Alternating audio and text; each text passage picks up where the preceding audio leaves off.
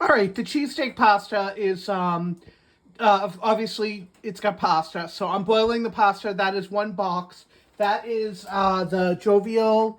I have another box here. Jovial farfalle.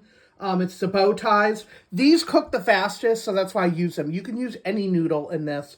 And the ounces, 12-ounce box. Okay, so cook a 12-ounce box of noodles, and then in a pan, and not a fry pan, but kind of like I'm using my soup pan. I have onions, peppers, and portobello mushrooms. This is going to be the pan that you're going to assemble everything. So remember, you got to fit the cheese, sauce, all the pasta, the meat. I'm going to start the onions and peppers, and when they're halfway cooked, I'm going to add the meat. This is a pound of shaved steak from the meat department, and it's already shaved, so it's in pretty small pieces. But I like to go through and further break it down into bite-sized pieces, and this is the perfect time to do this while the onions and peppers are cooking and the pasta is cooking. Go ahead and prep your meat. I am done cutting the meat, and my vegetables are halfway cooked. And then I'm going to add salt and pepper to my meat, just season it a little bit. Let me get the salt. And like I said, this is cut into bite-sized pieces. And I'll show you my pan here. You can see everything's kind of halfway cooked, and then it's going to cook the rest of the way with the meat. Now what you want to do, this is real shaved steak, so cook it until there's no pink whatsoever. You do not want to see pink, so you want to thoroughly cook this. And remember, it's going to cook a little in the sauce too, so if you are unsure, I mean, don't worry about it. But that's that, and we'll be back in a minute.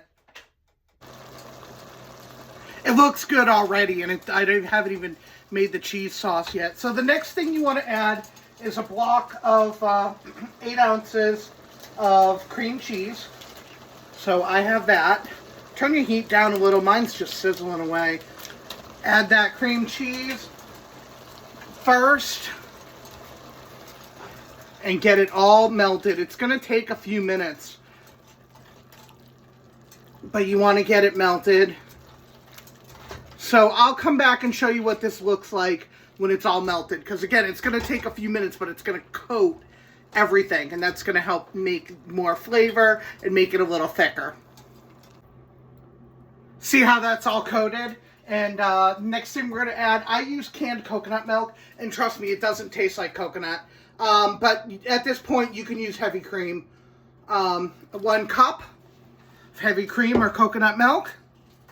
1 cup of bone broth. Make sure it's beef bone broth. You kind of want to go with the flavors here. And this is a beef meal. So there you go, 1 cup.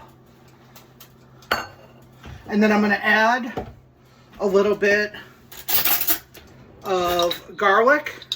Not a lot. This is not a typically a garlicky meal, so we're not going to put a lot of garlic.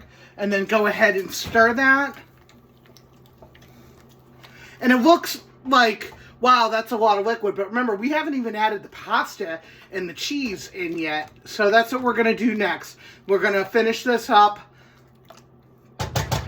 Just give me 1 minute. I shredded my cheese off camera, but this is a 1/4 pound of American, like Land O'Lakes, like slices, you know, and a 1/4 pound of provolone cheese. Add half of that to this and let it stir in and melt. So you can turn your heat up a little bit again to help the meltiness.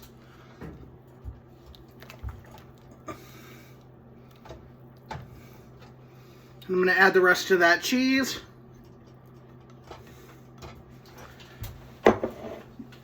You need a cheese grater for this recipe because American doesn't usually come shredded, and neither does provolone, but this is the perfect cheese consistency. This is the perfect pairing for a steak and cheese.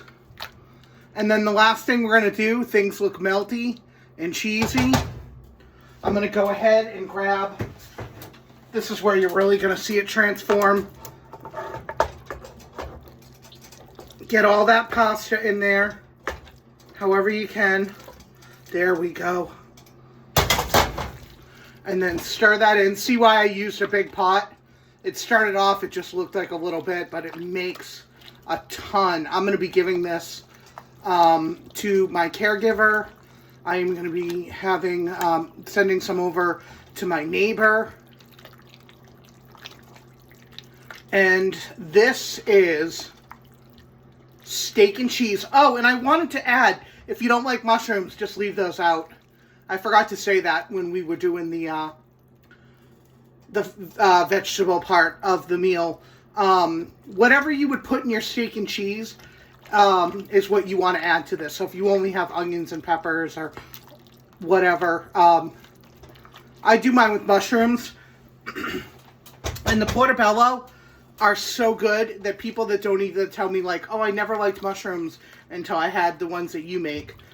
So you could try it if you wanted to. But anyway, this is steak and cheese pasta that the whole family will enjoy. Enjoy eating gluten-free.